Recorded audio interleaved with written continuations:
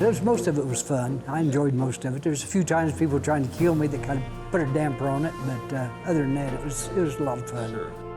Well, coming up on Next Star's Veterans Voices special, you see them every day at the grocery store and at your job. The brave men and women that put their lives on the line for you and their country, the land of the free and the home of the brave.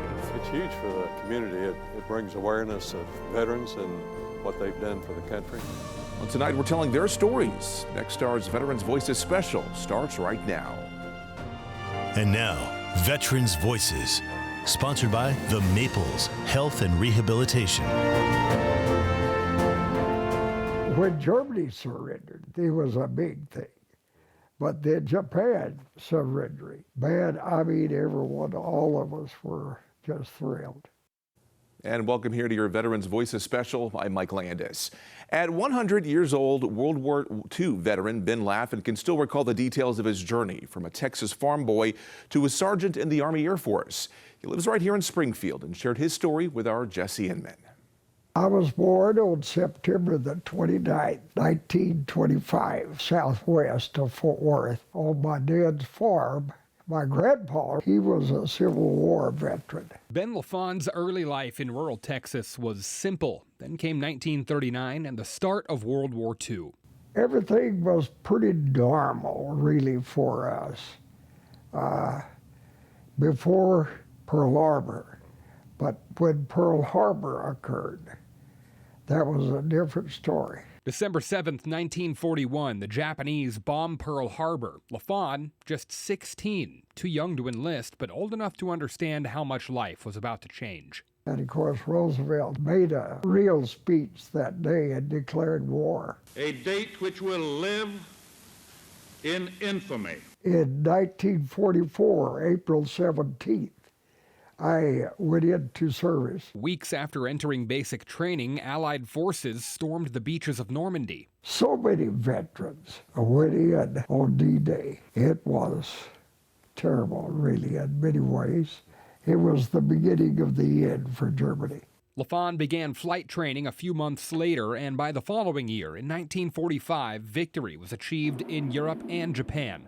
While he never flew in combat, he still went to Germany after the war. I didn't go overseas until November of 1945. Right out of Munich, the southern part of Germany, it was so destroyed. Even the train depot, it was literally bombed and it was pieces. Laffon shipped home in the summer of 1946 and remembers that return voyage like it was yesterday. Nearly 80 years later, it's a memory that still fills him with pride and perspective. Such respect to the soldiers. It was extraordinary, really. There should be gratitude for our servicemen. Deep gratitude. In Springfield, Jesse Inman, Ozarks First. Well, using history to honor our nation's heroes, there's a group of veterans and volunteers in Springfield who have an interactive way to share their stories.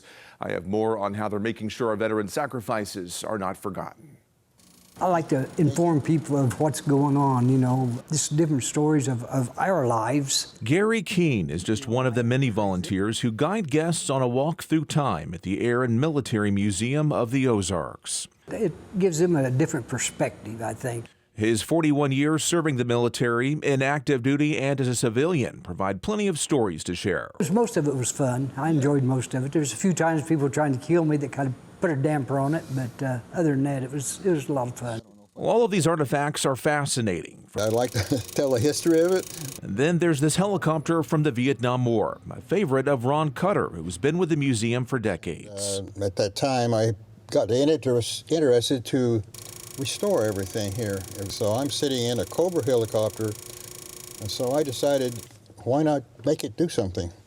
And so I made it come alive. Well, these men and women bring their expertise to keep everything in shape, but it's the stories behind these relics that make an impact. Oh, we want them to come in. We want to know what went on. We want them to visually see and touch things that we touched. Stories like that of Lieutenant William Patton, an airman from the Ozarks who went missing in action during World War II. His remains and plane found in France in 2001. And now these portions of his aircraft are a tangible reminder of his sacrifice and the price that so many have paid.